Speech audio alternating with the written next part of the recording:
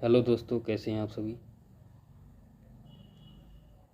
चलिए आज की वीडियो में हम जानेंगे कि कार्बोहाइड्रेट क्या होते हैं और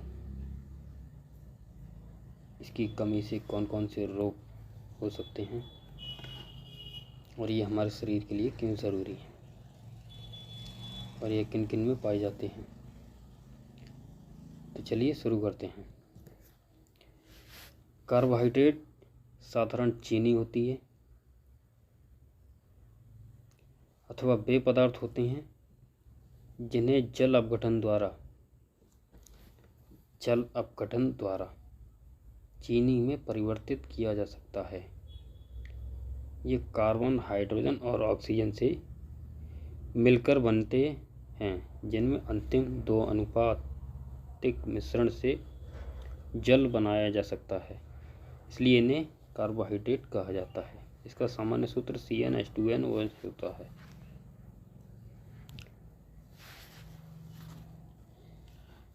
चलिए अगला देखते हैं,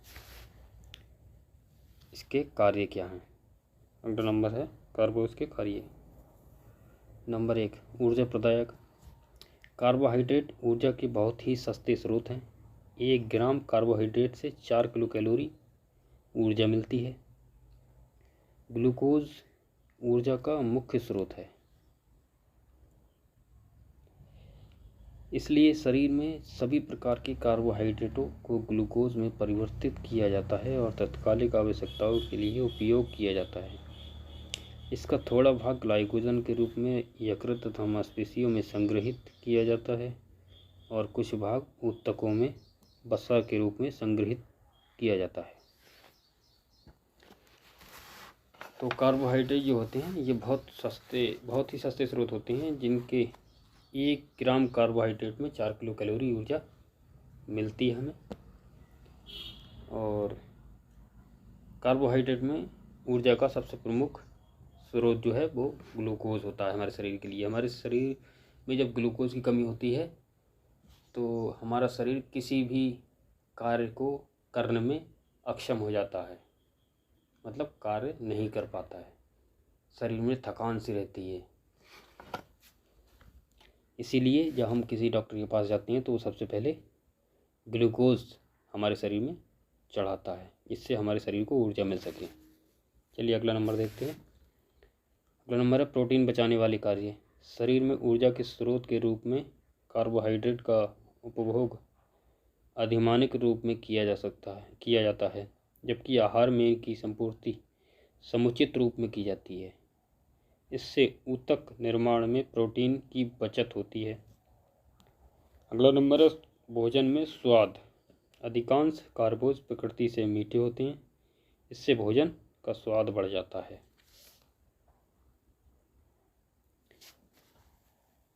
चलिए अगला देखते हैं। अगला नंबर है वसा का पूर्ण अपचयन।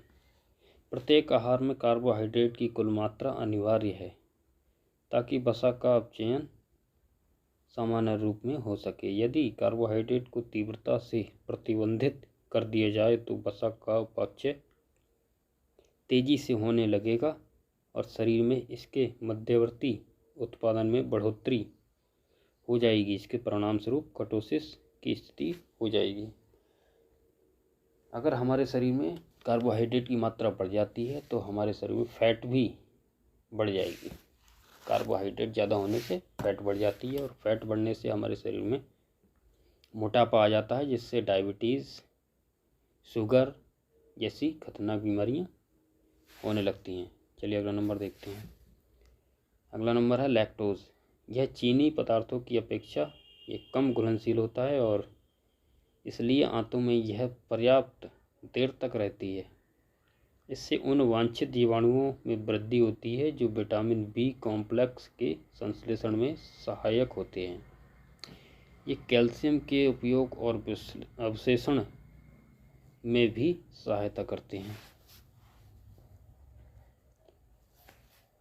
ये लैक्टेज जो होते हैं वो चीनी की अपेक्षा कम घुलनशील होते हैं और ये आंतों में ज़्यादा देर रहते हैं, चीनी की अपेक्षा ज़्यादा देर रहते हैं। तो चलिए अगला देखते हैं। अगला है आहार को परिमाण प्रदान करना। ये अपचनीय पदार्थ आमाशय तथा आंतों के मार्गों की पुरस्चरण क्रियाओं को उत्तेजित करके आंतों में अवशिष्ट उच्छिष्ट पदार्थों के निष्कासन को सुसाध्य बनाते हैं और उनमें पानी को सोखने की गुणधर्मिता भी होती है, जिससे आंतों की अंतर्वस्तु का आयतन बढ़ जाता है। आहार में फोक पेय की मात्रा बढ़ाने से शर्करा व कोलेस्ट्रॉल कम होने के परिणाम मिले हैं। साबुत अनाज, दालें, हरी पत्तेदार सब्जियां व फल प्रचुर मात्रा में फोक पेय मिलता है। चलिए अगला देखते हैं। अगला है कार्बोहाइड्रेट के स्रोत। इसके स्रोत क्या हैं? बेतसार, चावल, गेहूं, मक्का, साबूदाना आदि अनाजों में सभी बेकरी उत्पादन, दाल, टमाटर, साबूदाना, रतालू और सूखे मेवों में कार्बोहाइड्रेट मिलता है। ये चावल जो होते हैं, बहुत से लोग चावल की ऊपर की परत छिलवा देते हैं और उससे पहले धुल लेते हैं। धुलना नहीं चाहिए, इससे हमारे जो जरूरी तत्व, पोषक तत्व जो होते हैं वो बेकार हो जाते हैं या धुल जाते हैं। गेहूँ, मक्का आदि में जो ऊपर का छिलका होता है उसमें कार्बोहाइड्रेट ज़्यादा मात्रा में पाया जाता है। अगला चीनी, जैसे कि गन्ना, गुड़, शहद, जेली, सूखे मेवे, मिठाई और अंगूर आदि ताजे फलों में कार्बोहाइड्रेट मिलता है। तो गन्ना में कौन सा हम कार्बोहाइड्रेट हमें मिलता है? गन्ने से हमें मिलता है सुक्रोज, जिसे हम टेबल शुगर या चीनी कहते हैं, जिसे हम रोज़ इस्तेमाल करते हैं। फलों से हमें फ्रक्टोज मिलता है, जो कि सबसे मीठी कार्बोहाइड्रेट मानी जाती है। सेलुलोज, अनाजों, फलों और सब्जियों के स्तर में रेशे वाले गुदा जो होते हैं उसे सेलुलोज कहते हैं। जैसे सेब है, सेब के अंदर का जो पल्प होता है उसे सेलुलोज कहते हैं। आम होता है, केला होता है, इसके अंदर का जो पल्प होता है गुदा, उससे क्या कहते हैं? सेलुलोज कहते हैं। चलिए अगला नंबर देखते हैं। प्रस्तावित दैनिक आहारणीय आवश्यकताएं। इसकी आवश्यकता क्या है? कार्बोहाइड्रेट के लिए किसी निश्चित मात्रा की प्रस्तावना नहीं की गई है, फिर भी इससे कुल ऊर्जा का 60 से 70% मिलना चाहिए। एक वयस्क व्यक्ति के दैनिक आहार में 40 ग्राम फाइबर अवश्य होना चाहिए। आहार में फाइबर की कमी से कब्ज व आंत का कैंसर हो सकता है। अगर हमारे शरीर में फाइबर की कमी होती है तो हमारे शरीर में कब्ज होने लगती है और शरीर पेट में ऐंठन होने लगती है, जिससे हमारे शरीर में बेचैनी सी होने लगती है। चलिए अगला देखते हैं। कमी, यदि आहार में कार्बोहाइड्रेट की कमी होती है तो ऊर्जा आवश्यकताओं की संपूर्ति नहीं होती। इससे व्यक्ति कमजोरी महसूस करता है। जब हमारे शरीर में कार्बोहाइड्रेट की कमी होती है तो हमारा शरीर बहुत कमज़ोर होने लगता है, थकावट महसूस होती है, थकान महसूस होती है और किसी भी कार्य को ये लगता है कि हम आज नहीं कल कर लेंगे, आज थकान सी हो रही है, कल यही होगा, कल परसों कर लेंगे।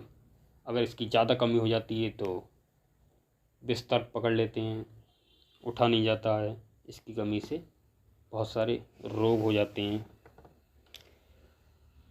तभी तो जब डॉक्टर के पास जाते हैं तो सबसे पहले कार्बोहाइड्रेट का जो एक स्रोत है ग्लूकोज, वो हम डॉक्टर हमारे लिए सबसे पहले उसका प्रयोग करता है, ताकि हमारे शरीर में ऊर्जा आए और हम जल्दी से जल्दी किसी कार्य करने में या चल फिरने में सक्षम हो। इससे व्यक्ति कमजोरी महसूस करता है, मनुष्य की कार्य क्षमता घट जाती है, मनुष्य का शरीर भार भी मानक भार से कम हो जाता है। इससे वजन भी बहुत कम हो जाता है। जब कोई इंसान खाएगा पिएगा नहीं, बीमार होगा तो उसका वजन खुद ही घट जाएगा। बच्चों में वृद्धि धीमी होती है, इससे कोर्टेसिस रोग के लक्षण भी विकसित होने लगते हैं। और ये तो हो गई कमी। अब आती है अधिकता। अधिकता से क्या क्या होता है? यदि ज़्यादा कार्बोज खाएं तो शरीर में वसा के रूप में संचित हो जाते हैं। जब हम ज़्यादा कार्बोहाइड्रेट का उपयोग करते हैं तो हमारे शरीर में यह वसा यानी फैट के रूप में संचित हो जाता है। आपने देखा होगा कि ये ज़्यादातर महिलाओं में होता है। ये महिलाएं की जो कमर होती है, यहाँ एक साइड से, दोनों साइडों से ये फैट जमा हो जाती है। ये इसकी अधिकता के कारण हो जाता है। इसे मोटापा कहते हैं।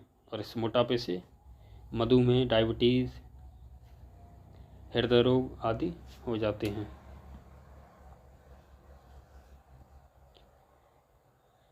इसकी कमी से और बहुत सारे रोगों की होने की आशंका रहती है। यदि कार्बोहाइड्रेट हमारे शरीर में अधिक हो जाता है तब भी हमें सावधानी बरतनी चाहिए कि हमारे शरीर में ज़्यादा ना हो। सरकारी केंद्रों पे, अस्पतालों में जाके जांच करानी चाहिए कि हमारा शुगर लेवल ठीक है या नहीं है, हमें कोई बीमारी तो नहीं हो रही है। डायबिटीज़ होने का खतरा रहता है, मोटापा होने से शुगर होने का खतरा रहता है। अगर इसकी अधिकता हो जाती है, कमी हो जाती है, तो हमारे शरीर में ऊर्जा कम हो जाती है और शरीर किसी कार्य को करने में अक्षम हो जाता है। तो कैसी लगी हमारी ये वीडियो? अगर आपको अच्छी लगी हो तो चैनल को सब्सक्राइब करें, वीडियो को लाइक करें और ज़्यादा से ज़्यादा शेयर करें। अगर आपको ये वीडियो अच्छी लगी हो तभी चैनल को सब्सक्राइब करें और लाइक करें, अन्यथा इग्नोर करें। चलिए, धन्यवाद। जय हिंद, जय भारत।